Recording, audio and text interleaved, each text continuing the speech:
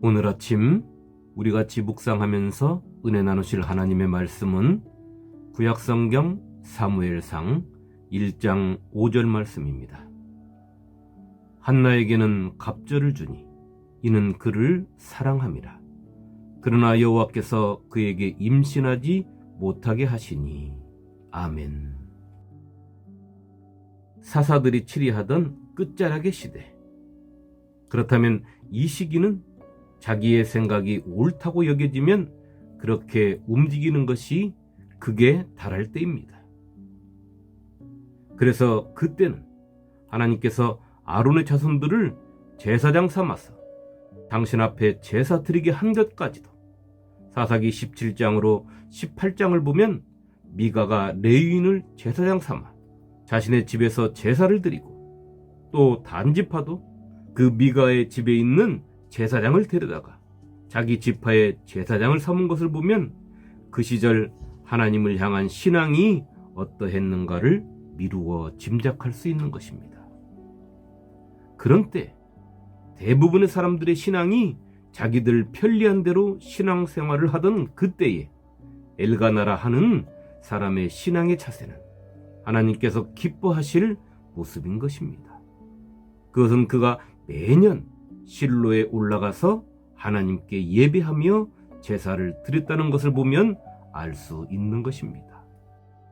이 사람이 매년 자기 성읍에서 나와서 실로에 올라가서 만군의 여호와께 예배하며 제사를 드렸는데 엘리의 두 아들 홈니와 비느하스가 여호와의 제사장으로 거기에 있었더라. 사무엘상 1장 3절 말씀입니다. 실로란 히브리어로 평화 또는 평화를 가져올 자가 올 때까지라는 뜻을 가지고 있습니다. 그렇기에 메시아라고도 할 수 있는 것입니다. 창세기 49장에 야곱이 자신의 아들 유다를 축복할 때 이렇게 말합니다. 규가 유다를 떠나지 아니하며 통치자의 지팡이가 그 발 사이에서 떠나지 아니하기를 실로가 오시기까지 이르리니 그에게 모든 백성이 복종하리로다. 창세기 49장 10절 말씀입니다. 다시 말해 왕권이 유다를 떠나지 않는데 메시아가 오실 때까지 계속해서 그 왕권이 이어질 것을 축복했다는 것과 실로라는 지역에 하나님의 언약궤와 회막이 여호수아 시대로부터 사무엘 시대까지 있었다고 성경은 기록하고 있습니다. 그것은 곧 실로에 있는 회막이 하나님께 제사 드리는 성전이었음을 알게 하는 것입니다. 또 이르되 보라 베델 북쪽 르보나 남쪽 베델에서 세겜으로 올라가는 큰 길 동쪽 실로에 매년 여호와의 명절이 있도다 하고 사사기 21장 19절 말씀입니다. 그렇게 실로에 가서 예배를 드린다는 것은 엘가나와 한나의 믿음이 얼마나 그 시대 사람들과는 다르다는 것을 우리에게 알려주고 있는 것입니다. 성도 여러분, 오늘 우리도 코로나19로 인하여 대면 예배를 드리는 것이 자유롭지 못한 그런 상태입니다. 그렇다고 하여 예배를 사사기 시대의 미가나 단지파처럼 내 위주에 내 편한 대로 예배를 드려서는 안 된다는 것을 우리에게 알려주고 있습니다. 예배는 엘가나의 가족처럼 공적인 예배, 다시 말해 하나님 중심적인 예배가 되어야 함을 알려주고 있습니다. 오늘 우리가 읽은 말씀을 살펴보면 인간의 사랑은 하나님의 사랑과 비교할 수 없음을 다시 한번 실감할 수 있고 이 말씀 속에 담긴 하나님의 사랑이 얼마나 큰 것인가를 새삼 발견할 수 있는 것입니다.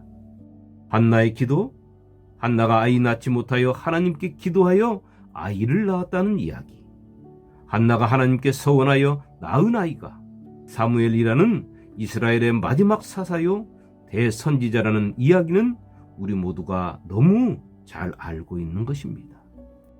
오늘은 우리가 읽은 이 말씀을 통하여 한나를 향한 남편 엘가나의 사랑과 하나님의 사랑을 살펴보면서 깊은 은혜를 받고자 하는 것입니다. 먼저 한나라는 여인은 성경 속에서 보면 아이를 낳지 못하는 것 빼고는 부족할 것이 하나도 없는 여인이었습니다. 남편의 지극한 사랑과 하나님을 향한 아름다운 믿음, 착한 심성, 뭐 하나 나무랄 때도 부족한 것도 없는 그런 여인이었습니다. 아이 낳지 못하는 것만 빼고 말입니다. 그녀를 향한 남편 엘가나의 사랑을 한번 보시기 바랍니다. 그의 남편 엘가나가 그에게 이르되 한나여 어찌하여 울며 어찌하여 먹지 아니하며 어찌하여 그대의 마음이 슬프냐. 내가 그대에게 10 아들보다 낫지 아니하냐 하니라. 사무엘상 1장 8절 말씀입니다. 고대의 가부장적인 시대, 아내도 자식도 재산으로 치부되던 그런 시대에 남편으로부터 이런 소리를 듣는 여인이 과연 얼마나 있었을까요? 엘가나가 한나를 향하여 어찌하여 울고 어찌하여 먹지 아니하고 어찌하여 그대의 마음이 슬프냐, 어찌하여 하는 한나의 고통을 자신의 마음에 담은 엘가나의 마음의 소리가 느껴지십니까? 한나는 그렇게 사랑을 받은 여인입니다. 엘가나는 진정으로 아이가 없는 한나를 위하여 10명의 아들보다 더 사랑한다고, 더 위한다고 한 것입니다. 한나를 향한 엘가나의 진정한 사랑이 느껴지십니까? 우리가 책에서 읽은 사랑 이야기나 매스컴을 통하여 들려오는 세기의 사랑을 뛰어넘는 그러한 사랑보다도 더 큰 사랑이 엘가나의 사랑인 것입니다. 그것은 그 시대에 아이를 낳지 못한 여인을 이토록 지극정성으로 사랑한다는 것은 그 시대 다른 사람들의 고개를 갸우뚱하게 하는 것이기 때문입니다. 엘가나의 한나를 향한 사랑도 하나님을 믿는 신앙에서 나왔을 것입니다. 우리는 어떻습니까? 우리도 이렇게 아름다운 사랑을 가정에서 남편과 아내에게 쏟고 있습니까? 예수를 주님으로 믿는 성도 여러분, 이렇게 진정으로 사랑하시기를 축원합니다. 성도 여러분, 이제 한나를 향한 하나님의 사랑을 살펴보겠습니다. 오늘 우리가 읽은 말씀만을 놓고 보면 하나님께서 한나를 사랑하신다는 것을 발견할 수도 없고, 되레 하나님께서 사랑의 하나님이 맞으시나 하는 생각이 들 정도입니다. 아니, 조금 더 나아가서 당신을 이렇게 사랑하는 한 여인의 소원도 들어주시지 못하나? 진정 당신을 사랑하지 않는 엘가나의 다른 아내 분인나에게는 떡하니 아이를 안겨주시고, 당신을 사랑하는 한나는 아이가 없어 저렇게 애타고 놀림을 당하고 있는데 왜 하나님은 못 본 채 하시는가 하는 생각이 들 정도이니 말입니다. 그녀의 남편까지도 분깃을 분인나보다도 갑절이나 더 주면서 그녀를 위로해 주는데 하나님의 모습은 진정 이해할 수가 없는 것입니다. 한나에게는 갑절을 주니 이는 그를 사랑함이라. 그러나 여호와께서 그에게 임신하지 못하게 하시니. 이제 이 말씀 속에서 하나님의 사랑을 찾아보겠습니다. 한나가 지금 이 시간까지 임신하지 못한 것은 한나 자신의 문제도 그들 부부의 문제도 아니었습니다. 그것은 하나님께서 그녀의 태를 열어주시지 않으셨기 때문입니다. 여호와께서 한나에게 임신하지 못하게 하신 것은 오랜 시간 계속해서 그렇게 하셨다는 것입니다. 이것이 하나님의 사랑이십니다. 하나님의 사랑을 찾아보겠습니다. 믿음이 좋은 한나가 임신하지 못하므로 그녀는 계속해서 하나님께 기도하며 하나님께 간절히 구하고 하나님을 가까이 할 수밖에 없는 환경을 만들어 주신 것이 하나님께서 은혜를 베푸신 한나를 향한 하나님의 첫 번째 사랑입니다. 매년 한나가 여호와의 집에 올라갈 때마다. 사무엘상 1장 7절 말씀입니다. 한나는 매년 계속해서 하나님의 집에 올라왔습니다. 그러니 그 믿음을 볼 때, 그가 그의 집에 있을 때 얼마나 하나님을 향해 있었는지를 우리는 알 수 있는 것입니다. 하나님께서 그녀의 태를 열어 아이를 얻게 되면 그 아이를 하나님의 것으로 하시겠다는 계획이 한나를 향한 하나님의 두 번째 사랑입니다.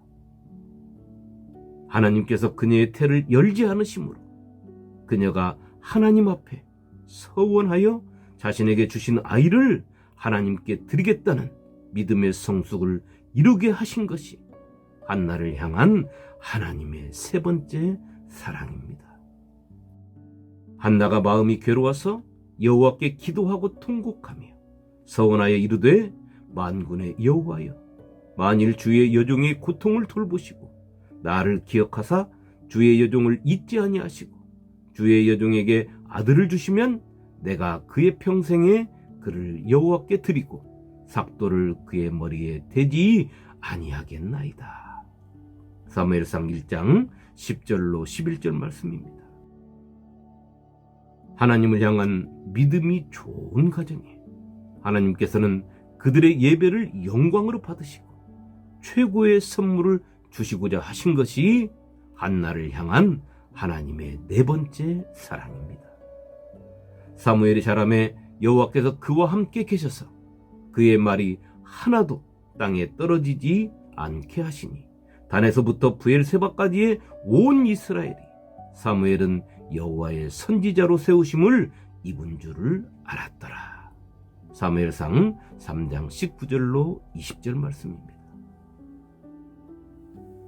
성도 여러분, 남편 엘가나는 아이를 갖지 못하는 사랑하는 아내 한나를 위하여 그가 해줄 수 있는 최대한의 것을 베풀었지만 정작 한나 자신이 간절히 원하는 것은 이루어 줄 수가 없었습니다.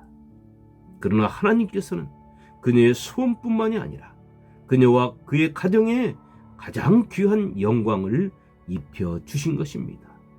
그녀가 하나님께 서원한 대로 사무엘을 하나님께 드렸을 때 하나님께서는 사무엘을 당신의 사사로, 선지자로, 제사장으로 영광을 입혀주셨고 그녀에게 세 아들과 두 딸을 선물로 주셨습니다. 여호와께서 한나를 돌보시사 그로 하여금 임신하여 세 아들과 두 딸을 낳게 하셨고 아이 사무엘은 여호와 앞에서 자라니라. 사무엘상 2장 21절 말씀입니다. 하나님은 당신을 믿고 의지하며 신뢰하는 자에게 가장 좋은 것으로 주시기를 기뻐하십니다. 그것을 믿느냐 믿지 못하느냐 하는 것은 우리의 몫인 것입니다. 또한 하나님의 계획은 우리가 알 수 없는 것이기에 믿음의 삶을 사는 나에게 문제가 찾아온다면 항상 하나님 앞으로 가져가야 하는 것입니다. 그리고 내가 그 문제로 인하여 받는 고통이 있다면 그것도 하나님의 크신 뜻이 있다고 믿게 될 때 그 고통을 넉넉히 견디며 이길 수 있는 힘을 얻게 되는 것입니다. 오늘 말씀을 통하여 우리는 사람이 주는 사랑은 한계가 있고 하나님의 사랑은 무한대임을 다시 한번 배우게 됩니다.